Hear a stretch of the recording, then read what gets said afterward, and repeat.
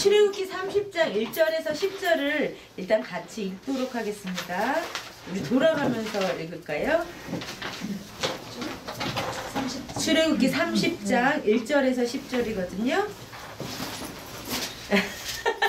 안녕하세요. 오늘 좀 이상하게 됐어요.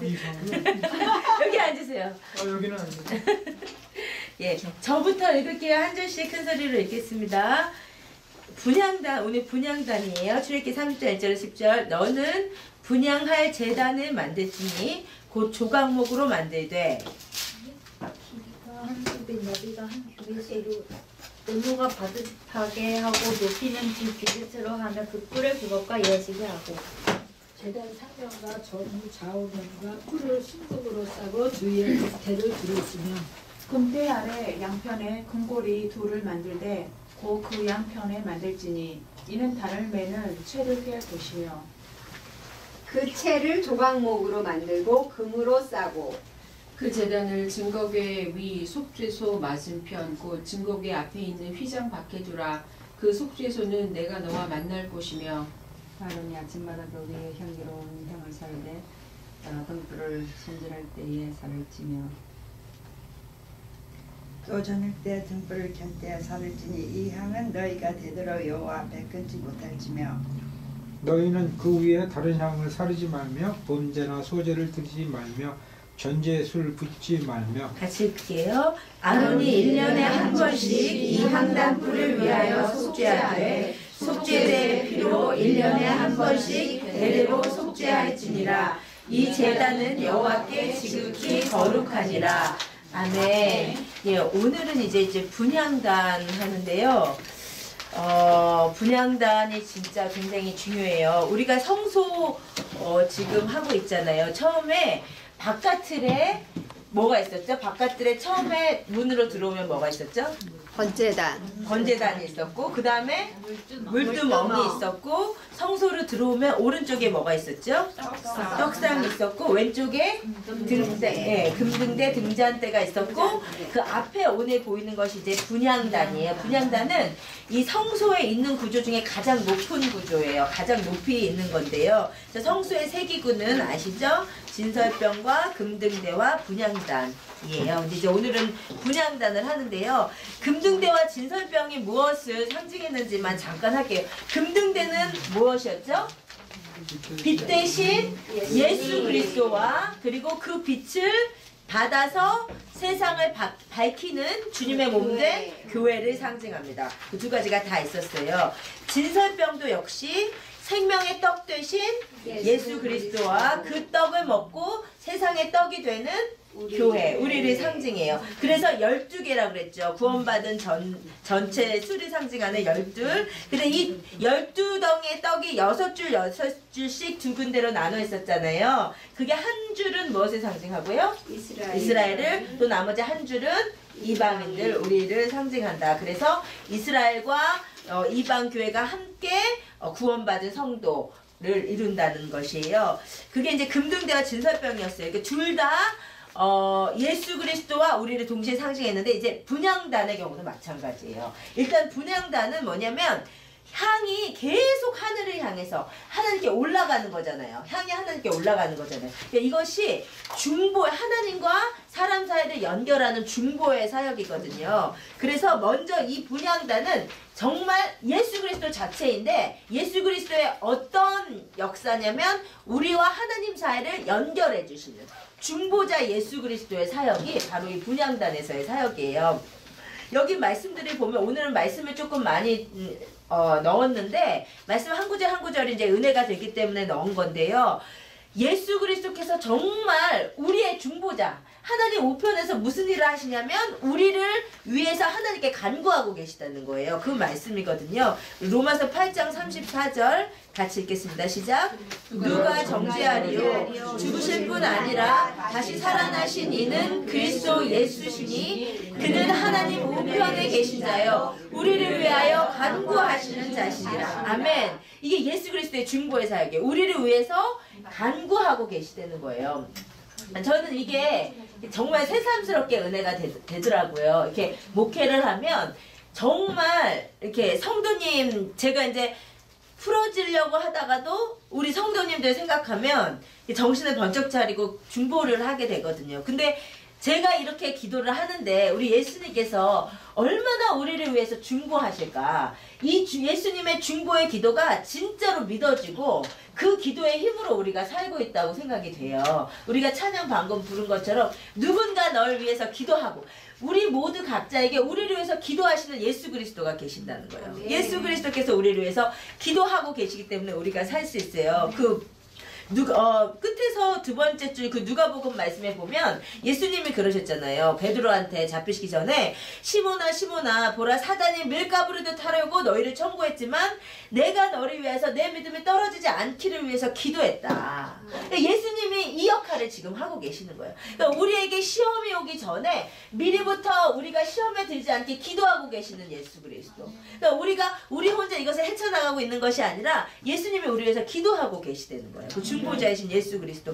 그래서 그 예수님의 중보 사역이 가장 성경에 잘 나타난 장이에요. 그 밑에 있는 요한복음 17장이에요. 요한복음 17장은 예수 그리스도의 대제사장적 기도, 중보적인 기도. 예수님께서 십자가에 달려 돌아가시기 전에 우리를 위한 중보의 기도를 해주시는 장이 요한복음 17장이거든요. 거기에서 주님께서 말씀하시는데 내가 그들을 위해서 비옵나니 내가 비옵는 것은 내게 주신 자들을 위해서 비는 것이라고. 그러니까 예수님의 사역은 우리를 위해서 기도하고 계시는 사역이에요.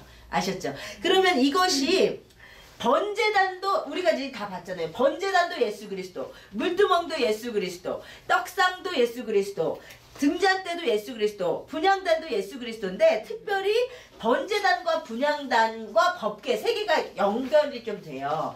번제단, 분향단, 언약궤 이 세 개가 연결이 있는데요.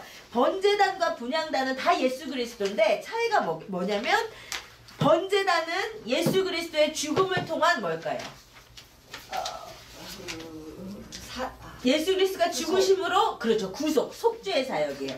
번제단은 예수 그리스도의 죽음을 통한 속죄의 사역이라면 분향단은 예수님이 부활하셔서 하나님 우편에 앉으셔서 중보의 사역을 감당하시는 거잖아요. 그래서 분향단은 예수 그리스도의 부활을 통한 중보의 사역을 나타내는 거예요. 이해가 되시죠?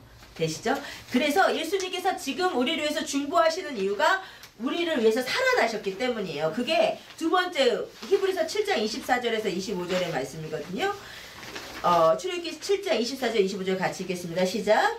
예수는 영원히 계심으로 그 제사 직분도 갈리지 아니하나니 그러므로 자기를 힘입어 하나님께 나아가는 자들을 온전히 구원하실 수 있으니 이는 그가 항상 살아서 저희를 위하여 간구하시니라. 주님이 살아나셨기 때문에 우리를 위해서 중보하고 계시는 거예요. 아시죠? 그래서 중보의 사역은 예수님의 부활과 관련된 사역이 되는 거예요. 그것이 이제 분향단의 첫 번째. 그래서 정말 예수님이 우리의 중보자이심을 믿으셨으면 좋겠어요. 아멘. 주님이 우리 위해서 정말 근데 저는 이게 너무 믿어지고 내가 지금 살아오고 있는데 오늘 하루를 주님께서 하나님께 나를 위해서 기도하고 계신 예수 그리스도. 그분이 정말 너무 이렇게 실제로 믿어지시더라고요. 나를 위해서 기도하시는 예수 그리스도. 그분이 우리 주님이십니다. 근데 이제 두 번째 분향단은 그것과 동시에 성도들이 하나님께 올리는 기도를 나타내줘요. 이건 이제 성경에 분명하게 그 말씀들이 많이 있거든요. 이제 대표적인 말씀이 제일 마지막 말씀이에요. 요한계시록 8장 3절에서 4절 같이 읽어보겠습니다. 시작. 또 다른 천사가 와서 제단 곁에 서서 금 향로를 가지고 많은 향을 받았으니 이는 모든 성도의 기도와 합하여 보좌 앞 금 제단에 드리고자 함이라. 향연이 성도의 기도와 함께 천사의 손으로부터 하나님 앞으로 올라가는지라. 하나님 앞에 올라가는 향연이 기도라고 기록되어 있는 거예요. 그 앞에 말씀도 마찬가지예요. 제가 읽어보면 그 두루마리를 취하심에 내 생물과 24장로들이 어린 양 앞에 엎드려 검은 고와 향이 가득한 금대접을 가졌는데 이 향은 성도의 기도라고 했어요. 그래서 분향단에서 올라가는 기도가 성도들의 기도란 말이에요. 그래서 맨 앞에 있는 그 시편 말씀에 고백하기를 여호와여 내가 주님께 부르짖는데 나의 기도가 주님 앞에 분향함과 같이 되게 하옵소서. 그러니까 분향이 곧 기도라는 거예요. 그래서 이 분향단은 예수 그리스도의 중보의 사역을 상징함과 동시에 성도가 하나님께 올려드리는 기도를 보여준단 말이에요. 이제 그렇다면 이 분향단에 대한 성경의 메시지를 보면 이 영적으로 진짜 중요한 메시지가 많이 있어요. 그것들을 이제 좀 아셔야 되는데요. 첫 번째 분향단의 위치예요. 아까 우리가 방금 읽은 출애굽기 30장에서 분향단을 하나님이 어디에 두라고 하셨냐면 30장 6절 말씀 같이 읽어보겠습니다. 시작. 그 제단을 증거궤 위 속죄소 맞은편 곧 증거궤 앞에 있는 휘장 밖에 두라. 그 속죄소는 내가 너와 만날 곳이며. 좀 이상하다고 생각하지 않으세요? 분향단의 위치를 말씀을 하시면서 성소의 제일 가운데 뭐 이런 식으로 말씀하시지 않고 성소에서 등잔대와 진설병을 지나면 맞은편에 있도록 해라 뭐 이런 식으로 하시지 않고 뭐라고 말씀하시냐면 기준이 어디냐면 증거궤를 기준으로 둬요. 증거궤 위 속죄소 맞은편 증거궤 앞에 있는 휘장 밖에 두라. 그러니까 제가 여기다 그린 걸 다 안 보시니까 휘장이 있었잖아요. 지성소 휘장 증거궤 맞은편에 휘장 하나 두고 있는 게 분향단이라는 거예요. 아셨죠? 뭐라고 좀 설명하시는지 아시겠죠? 하나님이 성소를 기준으로 설명하시지 않고 지성소를 기준으로 설명하고 계신 거예요. 지성소에서 언약궤 맞은편에 휘장 하나 두고 놔둬라 이렇게 말씀을 하시는 거거든요. 이렇게 말씀을 하신다는 것은 뭐냐면 증거궤 지성소의 증거궤와 분향단이 밀접한 관계가 있음을 지금 나타내시는 거거든요. 게다가 성경을 읽다 보면 분향단은 분명히 성소에 있는 기구인데 마치 지성소에 있는 것처럼 표현이 돼요. 그래서 분향단의 부속 기구가 뭐가 있냐면요. 향로가 있어요. 향로. 왜냐하면 향을 가지고 와서 피웠으니까요. 향로가 있었거든요. 근데 그 금 향로는 1년에 한 번씩 대제사장의 손에 붙들려서 지성소로 들어갔었어요. 금향로가요. 분향단에 부속된 기구인 금향로가요. 그래서 히브리서 9장 3절에서 4절에 보면 이렇게 말씀하고 있잖아요. 또 둘째 휘장 뒤에 있는 장막을 지성소라 일컫나니 금향로가 거기다. 제가 너무 밤늦게 이거를 하다가 오늘 오타가 되게 많아요. 오늘 다시 보니까 오타가 너무 많아서 죄송해요. 금향로가 히브리서 9장 3절에서 4절을 봤더니 지성소에 금향로가 있다고 했잖아요. 사실 지성소에 금향로가 있지 않고 금향로는 번제단의 부속기구예요. 그런데 1년에 한 번씩 대제사장이 그것을 가지고 대속제일에 들어갔기 때문에 마치 금향로가 지성소에 있는 기구인 것처럼 표현을 하고 있단 말이에요. 그러니까 이게 지금 무슨 얘기를 하려고 하냐면 번제단은 성소에 있는 기구이지만 마치 지성소랑 가까운 지성소에 해당하는 기구로 취급이 된단 말이에요. 그것이 의미하는 바가 무엇일까요? 지성소는 뭐죠? 하나님의 임재예요. 하나님의 만남이에요. 그러니까 하나님의 임재를 우리가 경험하기 위해서는 기도가 없으면 안 된다는 거예요. 정말 저는 이 성막의 그 구조가 너무나 주는 의미가 큰 것이 딱 들어갔는데 오른쪽에 진설병이 있고 왼쪽에 금등대가 있잖아요. 그리고 둘째 휘장을 뚫고 지성소를 들어가기 위해서 반드시 부딪히는 것이 분향단이에요. 분향단의 기도가 있어야지만 휘장을 열고 지성소로 들어갈 수 있어요. 그래서 진짜 하나님의 마음을 깊이 알고 하나님의 임재를 깊이 누리는 것은 진짜 기도 외에는 안 되는 거예요. 기도가 하나님의 임재를 연다는 거예요. 네. 그러니까 우리가 말씀과 기도 이 둘 간의 균형이 너무 중요하지만 말씀을 통해 우리가 진리가 충만하고 그런데 하나님의 그 영으로 임재하심을 경험하기 위해서는 정말 기도 없이는 안 돼요. 정말 기도 없이는 안 돼요. 그래서 이 분향단은 지성소와 같고 지성소의 문을 여는 바로 그곳에 딱 있는 것으로서 우리가 정말 기도를 통해서 지성소로 갈 수 있다는 것을 보여주는 것이에요. 아셨죠? 예, 그 다음에 이제 두 번째. 되겠어, 이거 안 하실 거면. 네? 그거 안 하실 거면 앉아서 하셔도 되겠어. 힘드니까. 불안하세요? 네. 우리만 앉아서 하는. 오케이.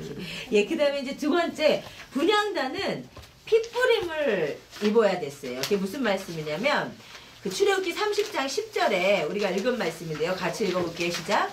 아론이 1년에 한 번씩 이 향단 뿔을 위하여 속죄하되 속죄제의 피로 1년에 한 번씩 대대로 속죄할지니라. 이 제단은 여호와께 지극히 거룩하니라. 그러니까 1년에 한 번씩 피를 뿌려가지고 이 분향단을 속죄하게 했어요.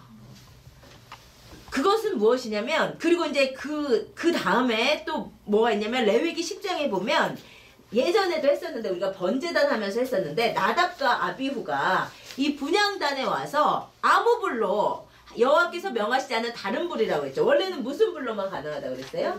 번제단의 불. 번제단의 불은 하늘에서 내린 하나님께서 주신 불이었잖아요. 생각나시죠? 근데 번제단의 불로 하지 않고 본인들이 가지고 온 다른 불로 향을 사르다가 하나님의 저주를 받잖아요. 그러니까 이것은 뭐냐면은 번제단은 무엇을 상징한다고 그랬죠? 속죄. 죄의 속함이에요. 죄의 속함의 담대함을 가지고 하나님의 임재 가운데로 나아가야 된다는 거예요. 왜 핏부림이 필요하냐면 예수 그리스도의 피의 속죄함이 없이는 우리가 하나님께로 나아갈 수 없다는 거예요. 그러니까 우리가 이게 좀 강조돼야 되는 게 하나님을 찾고 하나님의 임재를 갈망하면서 우리가 담대함은 있어야 되거든요. 근데 그 담대함은 어디서 나오는 담대함이냐면 회개함에서 나오는 담대함이에요. 우리가 회개해서 우리가 거룩해졌다는 담대함을 가지고 나아가는데 막 죄를 지면서요. 죄에 대한 그 두려움이 없이 아무렇지도 않게 너무나 그 칠하게 하나님의 임재를 원하는 거 있잖아요. 그것은 굉장히 하나님께서 원하시지 않는 것이라는 거예요. 사실 이거는 어떻게 보면 조금 EM들한테 더 강조가 돼야 되는 건지도 모르겠어요. 왜냐면 이제 우리는 이렇게 하나님 앞에 회개함이 먼저고 그런데 너무 이렇게 막 죄를 짓고 막 이웃교회에서 그랬대잖아요. 그 술 잔뜩 취해가지고 술 취해가지고 아이들이 앞에서 찬양인도 하고 실제로 그러거든요. 그러니까 이 문제인 거예요, 사실은. 그러니까는 하나님 오히려 그게 문화의 차이인지는 모르겠지만 하나님의 임재를 갈망하고 그런 것에 대한 두려움이 굉장히 적고 또 한국어 거는 또 너무 좀 거기에 대한 두려움이 있는 것 같고 근데 하나님 앞에 담대함으로 나아가야 되지만 회개함 가운데서 담대함으로 나아가야 된다는 거예요. 회개함이 없이 자기가 짓는 죄에 대해서 전혀 회개함이 없이 자기 그냥 혼자서 담대함으로 나아간다. 이것은 옳지 않다는 거예요. 그러니까 번제단에 속죄함이 있어야 분향단으로 들어갈 수 있고 죄 회개가 있어야 하나님의 임재 가운데로 나아갈 수 있어요. 은혜 보좌에 담대히 나아가는 것은 우리가 회개함을 입었을 때 우리가 용서함을 받았을 때 담대함을 이야기하는 것이지 죄를 지으면서 담대하라는 얘기는 아니거든요. 그렇죠? 그래서 하나님의 임재를 구할 때는 늘 깊은 회개가 선행이 돼야 된다는 거. 그것을 기억을 하셨으면 좋겠어요. 이제 그 다음부터가 이제 제가 생각할 때 굉장히 중요한 내용들이 나오는데요. 분향단에는 뿔이 있어요. 분향단의 뿔은 우리가 제가 번제단 할 때도 나왔는데 뿔은 성경에 보면 힘과 능력과 권세를 상징하는데 번제단에 뿔이 있었어요. 그러니까 이것이 상징하는 바가 뭐냐면요. 기도 가운데 힘을 얻은 자는 영적인 권위가 주어진다는 거예요. 정말 저는 이것을 강조하고 싶어요. 마가복음에서 제자들이 못 쫓은 귀신을 예수님은 쫓잖아요. 그러니까 제자들이 저희는 왜 못 쫓았습니까? 그때 예수님이 기도 외에 다른 유는 기도 외에는 이런 유가 나갈 수가 없다. 그렇게 말씀하셨잖아요. 그러니까 기도하는 자에게는 정말 영적인 권세가 임하는 것 같아요. 그리고 본인도 그것을 느끼게 되는 것 같아요. 그죠? 그러니까는 기도를 안 할 때랑 본인이 정말 기도 가운데 성령 안에 깊이 들어갔을 때 나에게 영적 권세가 임하면 느껴요. 그게 특별히 언제 느껴지냐면 누군가를 위해서 기도해 줄 때. 또 진짜 이렇게 또 사역을 하다 보면 이렇게 귀신에 잡힌 사람들 있잖아요. 사실. 그 사람들이 컨프런트 하게 됐을 때 그게 드러나는 것 같아요. 그러니까 기도 가운데 영적 권위가 생기면 일단 마귀가 무서워하고 눈을 보지를 못하고 내 안에서도 어디서 나오는지 모르는 담대함으로 나아갈 수 있어요. 그러니까 제가 처음 이제 귀신 들린 사람을 이제 대했을 때 저는 이제 사실 어머니께 좀 많이 보기는 봤죠. 근데 그렇다고 뭐 내가 연습해보고 하지는 않을 거 아니에요. 근데 만났는데 그 제 안에서 진짜 어딘지 모르는 그 담대함 있잖아요. 담대함과 많이 해본 것 같은 진짜 이렇게 진짜 성령께서 가르쳐 주신 거 딱딱딱딱 어떻게 해야 될지를 알겠고 그게 진짜 영적인 완전 이렇게 보이는 전쟁 가운데서 정말 기도 가운데 힘이 있어. 이게 영적 권세가 있구나. 그것을 진짜 이렇게 마귀를 달 때 느껴요. 여러분들 이제 경험들이 있으시잖아요. 또 그전 교회에서도 이제 있었다고 들었고. 근데 기도하면요, 진짜 영적인 권세를 하나님께서 부여해 주시는 것 같아요. 네. 그래서 우리가 그 야고보서의 말씀 보면은 엘리야는 우리와 성정이 같은 사람인데, 우리랑 똑같은 사람인데 비가 오지 않기를 기도하니까 3년 6개월 비가 안 왔고, 비가 오기를 기도하니까 또 비가 오고, 그쵸? 그러니까 기도하는 자에게는 이런 권세가 있는 거예요. 영적인 권세가. 그래서 정말로 작은 자지만 기도하는 자는 진짜 큰 자예요. 제가 진짜 하나님을 경외하고 기도하시는 분들은 진짜 저는 이렇게 우러러봐요. 네, 그런 분들이 제일 무서운 것 같아요. 그쵸? 기도하시는 분들. 우리 교회도 그런 분들이 많이 생겼으면 좋겠어요. 중보기도의 대가들. 새벽기도 많이 나오세요. 아멘. 들으셨죠? 새벽기도 많이 나오세요. 예, 기도하는 자에게 영적인 권위가 임합니다. 예. 동의하시죠? 그죠? 기도하는 자에게 영적인 권위가 임해요. 기도하시기 원해요. 그 다음에 이 향은요, 그 향료를 가지고, 향품을 가지고 살랐을 거잖아요.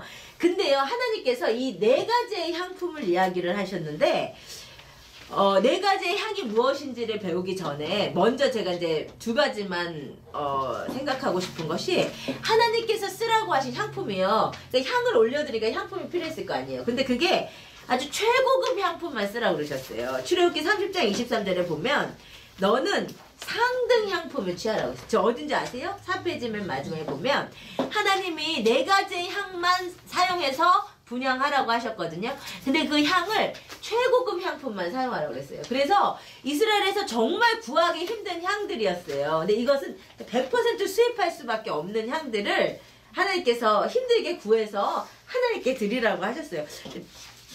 근데 제가 봤을 때 이거는 뭔 것 같으냐면, 기도는 하나님 앞에 내 최고의 것을 올려드리는 게 기도입니다.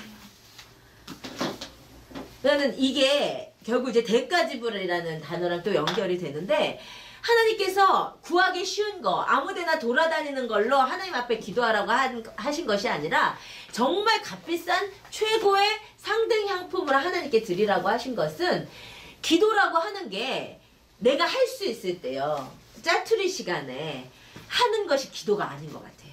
기도는 정말 나에게 있어서 최선을 다해서 최고의 것을 하나님께 드리는 것이 기도인 것 같아요. 근데 정말 나에게 있어서 최선의 것이 뭐냐? 진짜 시간이거든요. 저에게 있어서 최고로 값비싼 건 시간이에요. 그 시간을 하나님께 드리는 대가집을.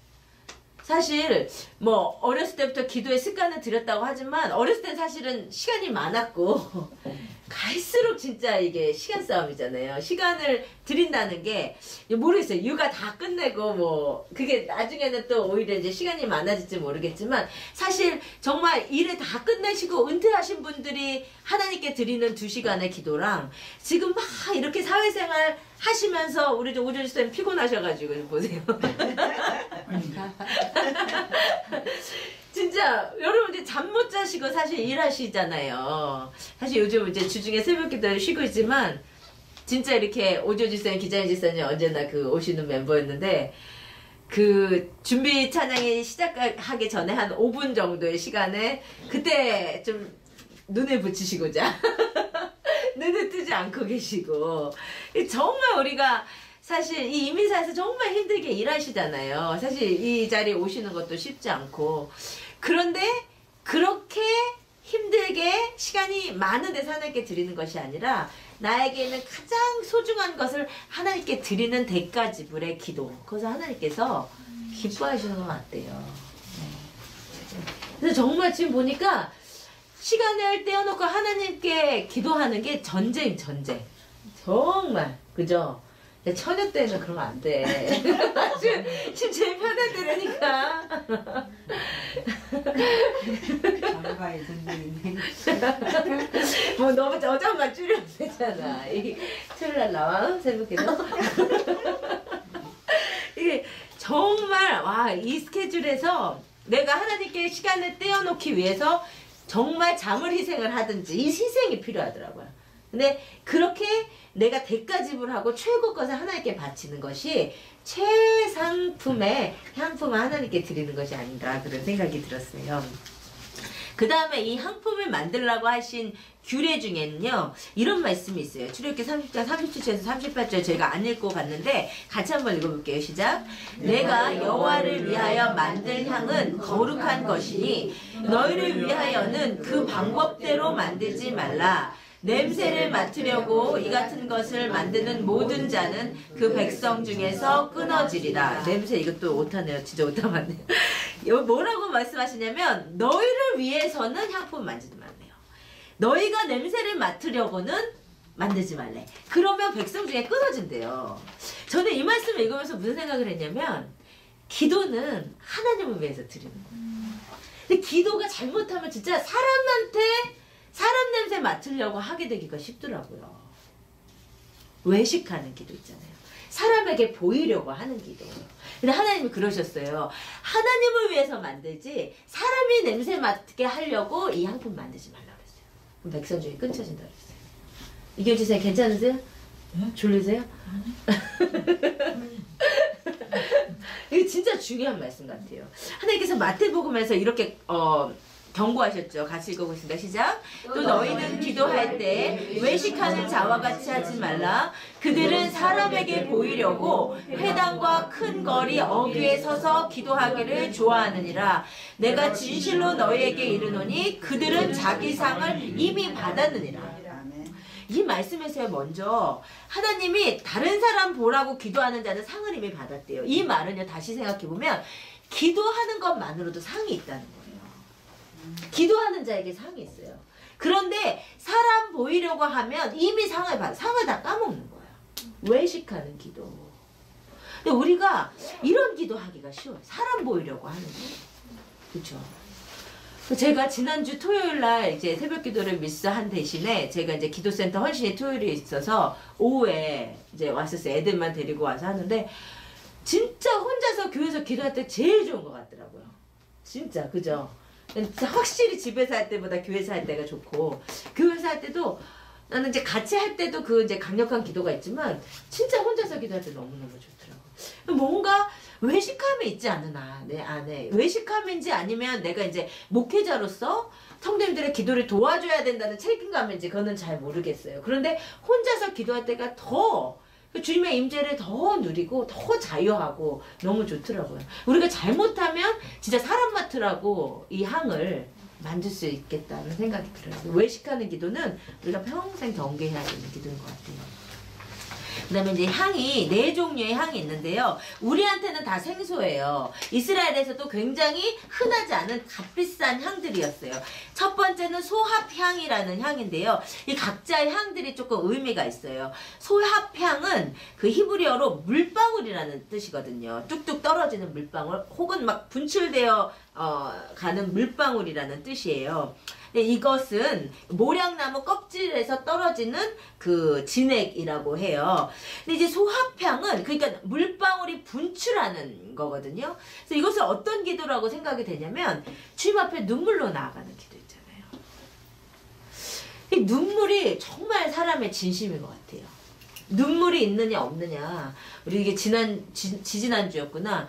우리 예나 목장 우리 박정영 자매님이 그 리더이신데 계속 본인이 간증을 하시면서 계속 우시는 거예요. 그러니까 이제 윤지 형제님이 항상 우시는 것 같다고. 그러니까 우리 박정현 자매님의 그 말씀이 내가 주님 앞에 이 눈물이 항상 끊어지지 않기를 기도한다고.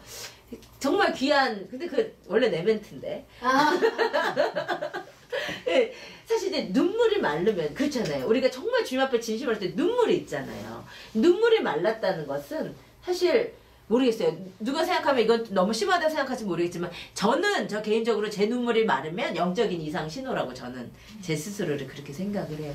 눈물이 있는 게 진짜 하나님 그리스도의 십자가 앞에서 울 수밖에 없잖아요. 우리가 그 주님의 사랑 앞에 울 수밖에 없는 것 같아서 눈물을 잃지 않는 기도가 너무 중요한 것 같은데 예수님께서 먼저 올리신 기도잖아요. 히브리서 5장 7절에 예수님께서 육체에 계실 때 주님께 하나님께 심한 통곡과 눈물로 간구와 소원을 올렸대요.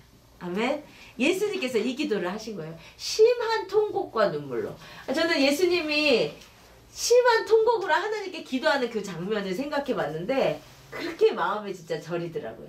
하나님의 아들이신 그분이 심한 통곡으로 하나님 앞에 나아간 거예요. 우리도 심한 통곡과 눈물로 하나님께 나아가는 것이 어떻게 광신일 수 있겠어요. 그렇잖아요. 예수님도 이렇게 기도하셨는데요.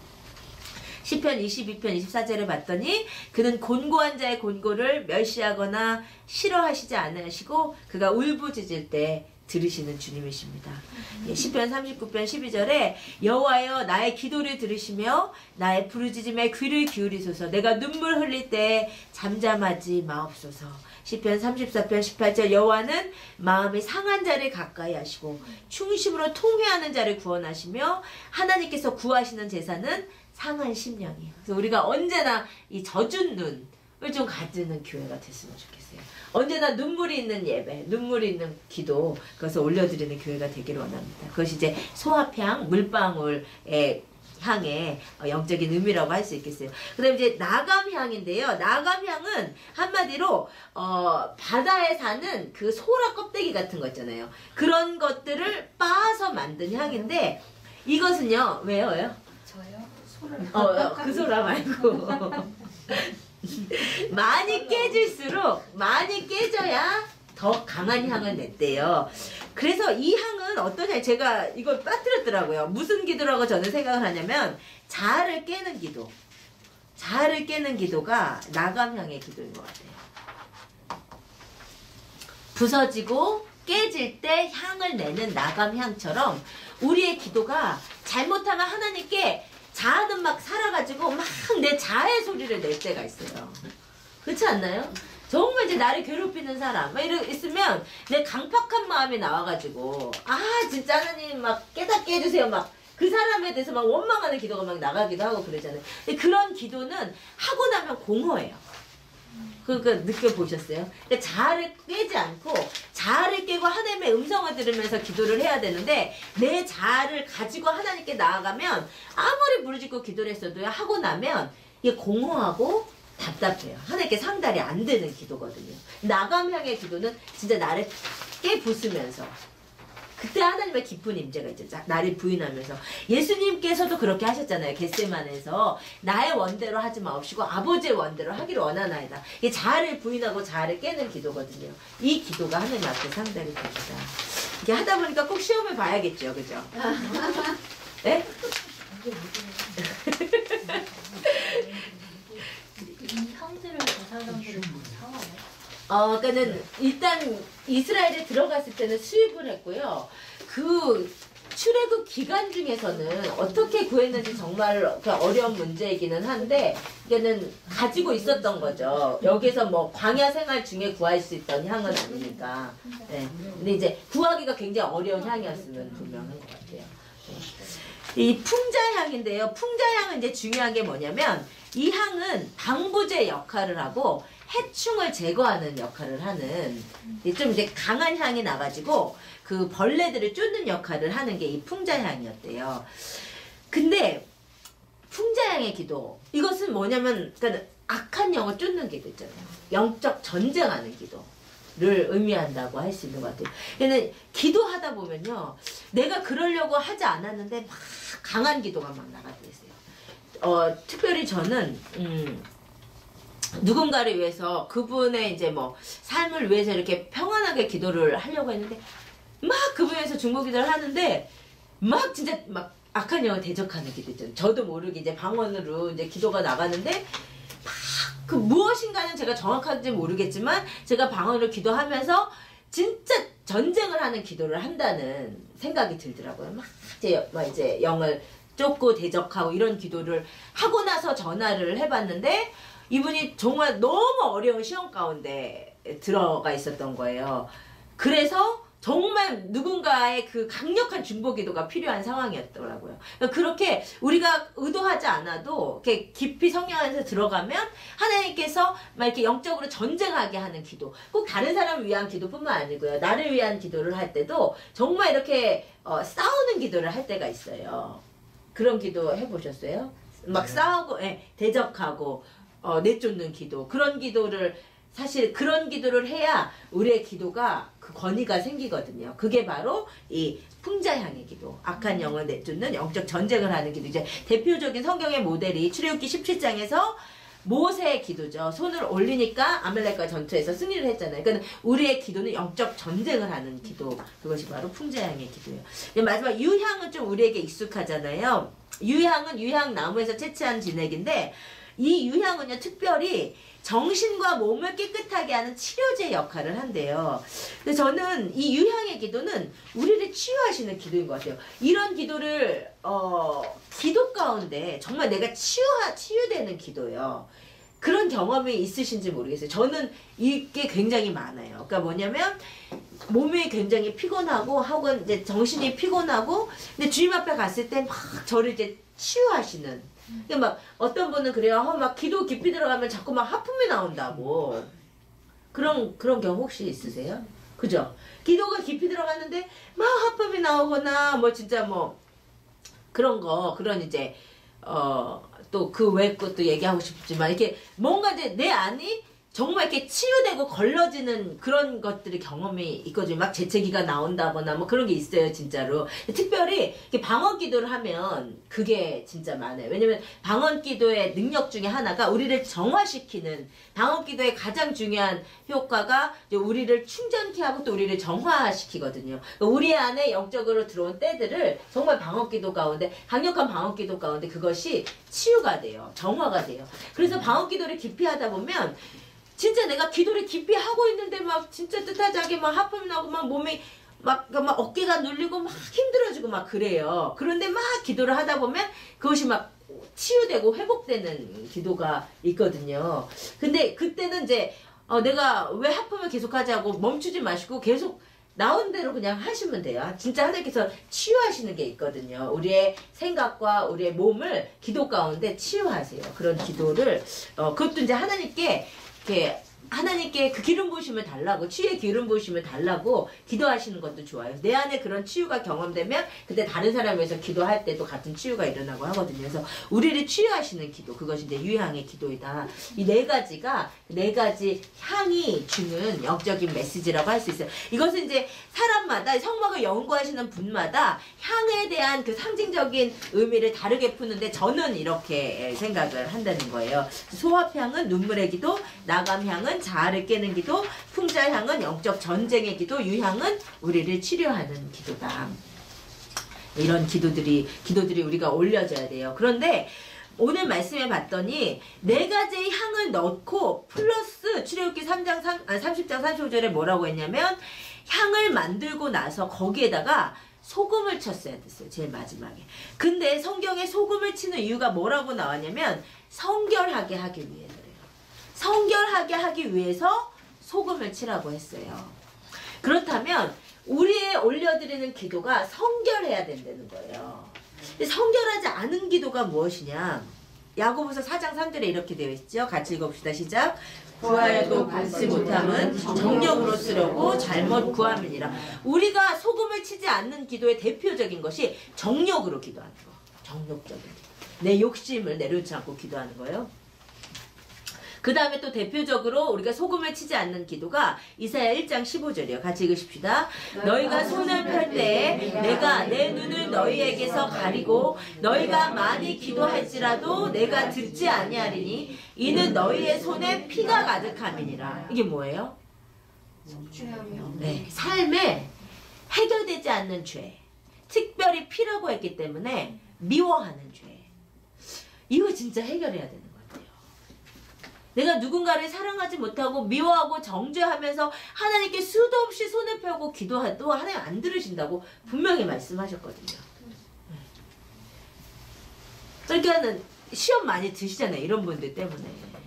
진짜 예배 때 기도 때 막 누구보다도 크게 하시는데 삶에 이 해결되지 않은 죄가 있는 경우에는 정말 옆에 사람들까지 시험 들게 하는 것 같아요. 그 다음에 또 소금을 치지 않은 기도. 에스겔 20장 30절 같이 읽읍시다. 너희가 또 너희 아들을 화제로 삼아 불 가운데로 지나게 하며 오늘까지 너희 자신을 우상으로 말미암아 더럽히느냐. 이스라엘 족속아 너희가 내게 묻기를 내가 용납하겠느냐. 주 여호와의 말씀이니라. 내가 나의 삶을 두고 맹세하노니 너희가 내게 묻기를 내가 용납하지 아니하리라. 이건 무슨 기도를 얘기할까요? 마음속에 우상을 갖고 하나님께 기도하는 거. 그러니까 이런 기도 중에 하나는 내가 이미 어떻게 할지를 다 계획해 놓고 내 생각 다 가지고 하나님께 묻는 기도. 아니면 내가 하나님보다 더 의지하는 것을 갖고 하는 기도들. 내 마음에 우상을 가지고 하는 기도들이요. 이런 기도들이 다 하나님 앞에 소금을 치지 않은 기도가 된 거예요. 소금을 치는 이유는 성결. 그러니까 하나님은 성결한 기도를 원하세요. 성결한 기도 가운데서 우리가 지성소로 나아갈 수 있는 것이죠. 그렇죠? 성결한 기도. 그래서 우리가 정욕을 가지고 근데 정욕을 가지고 기도하기가 진짜 쉬워요. 기도하다 보면 또 오늘 정욕적인 기도했구나.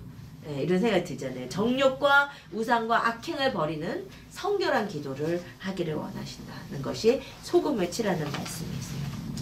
그 다음에 이제 대대로 끊이지 말라고 했었어요. 이 분향단은요. 출애굽기 30장 8절 같이 읽읍시다. 시작. 이 향은 너희가 대대로 여호와 앞에 끊지 못할지며. 향을 대대로 끊지 말라고 하셨어요. 이게 무슨 말씀이겠어요? 기도를 쉬지 말라. 근데 마음 어렵지 않나요, 이거? 진짜 너무 어려워요. 정말 저 24시간 기도에 도전하는데 제가 이렇게 박언으로 이렇게 기도하면 우리 애들이 따라해요. 이렇게 조용히 하는 애들을. 너무 웃겨. 근데 이게 진짜 끊어질 때가 너무 많아요. 그래서 어떨 때는 진짜 24시간 기도 이거 진짜 못하겠다. 그냥 놔버리고 싶다 생각하는데 또 오늘 그 말씀 있잖아요. 뒤에 보면 로마서 12장 12절 소망 중에 즐거워하며 환난 중에 참으며 기도에 항상 힘쓰며. 그러니까 기도는 그냥 항상 끊이지 않고 하나님 앞에 드려야 되는데 그게 자연스럽게 되는 게 아니고 힘써야 되는 거예요. 진짜 힘들어도 힘써야 돼요. 분명히 말씀에 지금 이렇게 많이 인용한 이유가 진짜 성경에 그렇다는 거 지금 여러분께 말씀드립니다. 데살로니가전서 5장 17절 쉬지 말고 기도하라. 이거 어떻게 이거 이제 빼도 박도 못. 왜 쉬지 말고 기도하라고 했잖아요. 누가복음 18장 1절 항상 기도해라. 누가복음 22장 36절 항상 기도해라. 로마서 12장 기도에 항상 힘써라. 에베소서 6장 18절 모든 기도와 간구를 하되 성령 안에서 기도하고 이를 위하여 깨어 구하기를 항상 힘쓰며. 그래서 기도는 힘써야 돼요. 내가 오늘 기도 안 했어도 내일 기도하려고 다시 힘쓰셔야 돼요.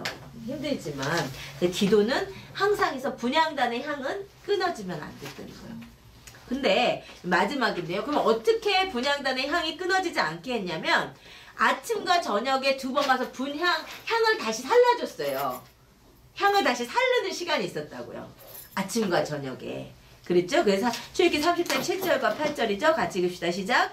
아론이 아침마다 그 위에 향기로운 향을 사르되 등불을 정리할 때에 사르지며 또 저녁 때 등불을 켤 때에 사르지니. 아침과 저녁에 2번씩 향을 살라줬기 때문에 쉬지 않고 그 향이 올라갈 수 있었대요. 그래서 이것은 분명하게요. 아침과 저녁에 기초적인 기도가 진짜 중요해요. 이거는 리걸리스틱한 차원, 종교적 생활의 차원이 아니고 정말 우리가 하나님 앞에 항상 쉬지 않는 기도를 하려면 우리가 영적으로 충만하지 않고 어떻게 직장에서 기도하세요? 사실 그렇잖아요. 그러기 위해서는 따로 시간을 정해놓고 하나님께 기도하는 향을 사르는 시간이 정말 필요해요. 그런데 성경에는 정말 우연찮게도 분향단의 향을 사르는 시간이 아침과 저녁이었는데 믿음의 선진들이 아침과 저녁에 새벽과 저녁에 기도를 했어요. 시편 그 대표적인 새벽 기도의 대가가 다윗이죠. 다윗은 시편에 보면 아침마다 주님께 손을 듣고 부르시고 새벽 미명에 우리 예수님도 그러셨고요. 그래서 시편 5편 3절에 보면 여호와여 아침에 주께서 나의 소리를 들으시리니 아침에 내가 주께 기도하고 바라리이다. 시편 88편 아침에 나의 기도가 주의 앞에 이르리이다. 그리고 사복음서에 보면 예수님도 새벽 오히려 미명에 기도하셨고 시편 22편에 보면 내가 낮에도 부르짖고 밤에도 잠잠하지 않습니다. 라고 밤낮 기도하는 모습들이 등장을 해요. 그래서 영적인 대가들은 진짜 아침과 밤에 기도했어요. 빌리그레임 목사님이 아침 기도는 열쇠요 저녁 기도는 자물쇠이다 이런 얘기를 하셨대요. 그리고 잔 웨슬리 이제 제가 말씀드린 그 감리교회 창시자 잔 웨슬리가 말하기를 적어도 아침에 1시간 저녁에 1시간 하루에 2시간은 기도해야 된다 라고 했대요. 이거를 위해서 우리는 대가지불이 필요한 거야. 대가지불. 소라는 핸드폰 좀 적게 하면 되잖아. 어? 지금 하기 진짜 지금 해놔야 돼. 그래야 나중에 결혼하고 애기도 할 수 있으니까. 그래서 정말 이렇게 기도를 규칙적으로 하나님께 나아가는 거 그것이 진짜 전쟁이고 싸움이에요. 정말 쉽지 않은데 그렇게 해서 내가 기도 가운데 하나님과 그 영적인 통로가 생긴 사람은 진짜 영적 권위가 생기는 거예요. 분양간의 뿔이에요. 힘과 능력과 권세. 그래서 규칙적인 기도가 우리 가운데 정말 있었으면 좋겠어요.